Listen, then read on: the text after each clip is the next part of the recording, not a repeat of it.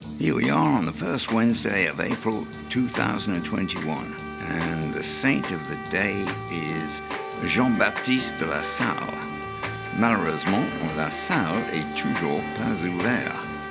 None of them are, being back in lockdown the third. But the 8th Comedy-Kast is ouvert, and we shall be delving back into 2002, 19 years ago, when we had a plethora of shows. 57 nights in all, with over 20 acts performing in the Hotel du Nord, and more frequently in the adjacent Sound Gallery. Ross nobly set the tone with his prodigiously spontaneous combustion. Tom was in town for the wine, women, and remedial citrate de bétaïne. Scott, Pont, Capurro kept the audience on the edge of their seats by taking them from behind. Daniel, like many others, came for the kicks and thrills of being pillioned across Paris on my scooter, after which they could enjoy the attention and appreciation of the Charmada, which for most of them, unlike South Africa's Barry Hilton, was no sweat. Bet you his Spider-Man's son never took the risks that he did, going to W.H. Smith to check if his new novel was in store. Jackie and Julia couldn't wait to wrap their legs around my 100 cubic centimeters. One at a time, girls. And when it came time to count the cash, there was no room for improvisation. Chris Addison was the only act to spend 2/3 of his time in the Sound Gallery, whilst Dara made a return visit on Sunday the 16th of June, when it was the second round of the legislative election and the round of 16 in the World Cup, soccer football that is, within which the Irish had made it further or farther than expected. So I had to scooter Dara from the Eurostar Gare du Nord to the Wild Geese pub in time to see his team eliminated after a penalty shootout with the Spaniards. Despite his understandably dejected disappointment and an absent Irish contingent having little to laugh about, by the time I introduced him, he was ready for his own winning ways. Good evening, folks. Good evening. And welcome one and all to the wonderful Hotel du Nord.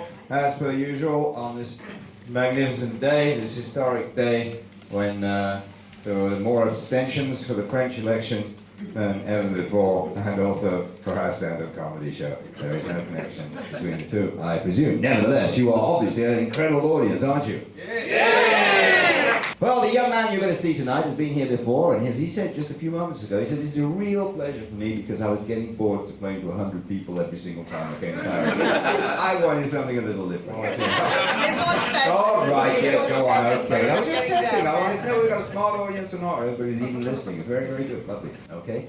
So, will you please welcome, hot off the Emo Phillips tour, one of the nicest men I've ever had on the back of my scooter, and that's honestly true, and I've had a few girls. Will you please welcome, from Dublin, by Gloucester, Dara O'Briain.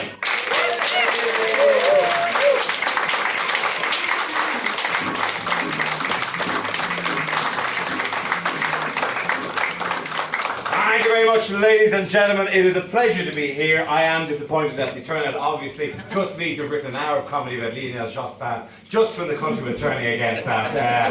Fuck it, I'll come up with another hour with the pen and we'll get another 20 in later. So, did you vote? I do have to check, by the way, and because there are only 24 of you, so we will get to know each other all intimately by the end of the show, right? Possibly literally. Depending how well I do. Is there any here from Ireland, firstly? Yeah. Hello, how are you? Mallow, I know. It is with heavy heart, hello, how are you? How's yourself?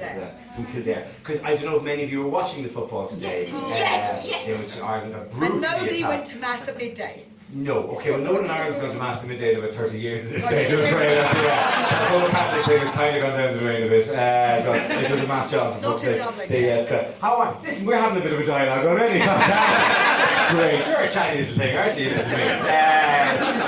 Must remember to talk to this side of the room for the rest of the show. Slowly draw the oxygen away until you get the point. Anyway, sorry. Nonetheless, the point remains we were violated, cruelly robbed, and it was taken away from us. Anally probed, ladies and gentlemen. Are there any Spaniards in the room tonight? Would there anyone who'd like to admit to being of any Iberian extraction at all at this stage? I have issues I'd like to raise with them. This stage, they're fuckers. Because if they are, no, they're probably not in, they're probably just going to not attend for the entire game and then fucking run in at the end and steal it. Bastards.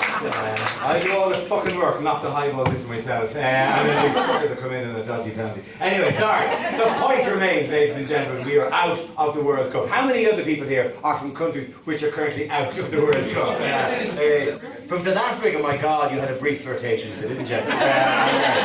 Yes, absolutely. And who not sure again? It was Spaniards. It was Spaniards. Oh, the demon Spaniards.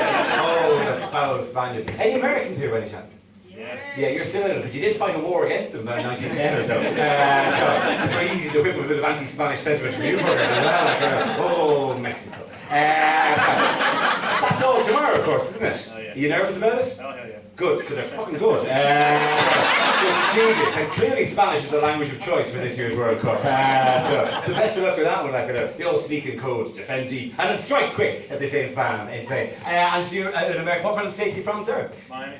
From Miami, I know it well. I will be referring to it later on, actually. But why give away the gag now?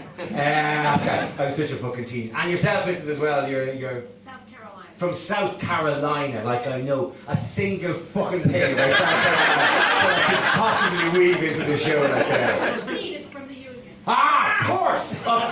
You know with the seceded thing. You crazy secessionist fucks. You can't keep up with you. You're in the Union, you're out of the Union. Jesus Christ, what's going on there?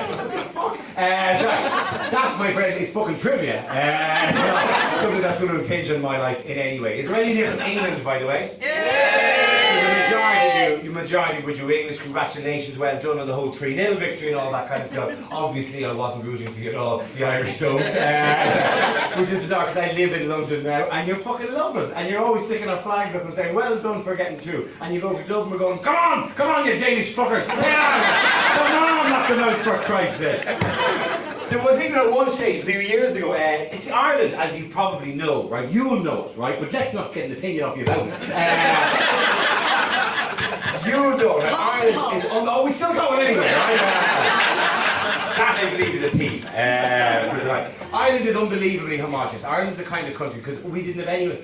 In terms of population, Ireland for the last whatever number of hundreds of years has been very much... What the fuck do you have? This isn't my first time doing this shit, right? I know where I'm going with these sentences, right? I have a whole point. Don't throw in random fucking nouns.